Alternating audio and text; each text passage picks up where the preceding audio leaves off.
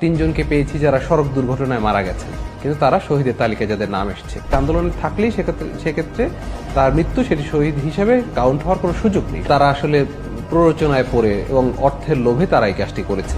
অনেক ক্ষেত্রে যারা ভুয়া শহীদ হিসাবে যাদের নাম তালিকাভুক্ত হয়েছে তারাও গিয়ে মামলা করেছে।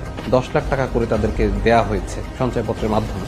আমরা এই অনুসন্ধানটি যখন শুরু করি, শুরুটি ছিল যে গণঅভ্যুত্থানে যারা শহীদ হয়েছেন গত বছরের জুলাইয়ে, সেই শহীদদের সংখ্যা নিয়ে আমরা কাজটি শুরু করেছিলাম।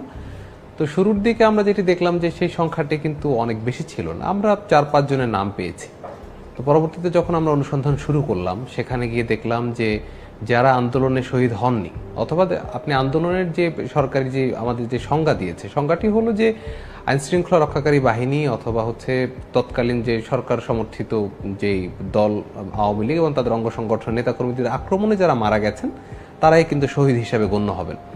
তো আমরা সেখানে দেখলাম যে আমরা 4-5 জন নিয়ে শুরু করলাম এবং সংখ্যাটি বাড়তে থাকলো, যে দেখা গেল যে তারা আসলে প্রকৃতপক্ষে আন্দোলনে গিয়ে শহীদ হননি এবং শহীদ হয়েছেন নানা কারণে। যেমন আমরা সেখানে 3 জনকে পেয়েছি যারা সড়ক দুর্ঘটনায় মারা গেছেন, কিন্তু তারা শহীদের তালিকায় যাদের নাম এসছে।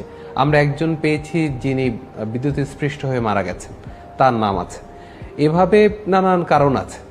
কোথাও দেখা গেছে স্বাভাবিক মৃত্যু হয়েছে, একজন রিক্সা চালাচ্ছিলেন, রিক্সা চালাতে গিয়ে তিনি হঠাৎ করে অসুস্থ হয়ে পড়লেন, পরবর্তীতে তিনি হৃদরোগে আক্রান্ত হয়ে যখন হসপিটালে নেওয়া হলো তিনি মারা গেছেন।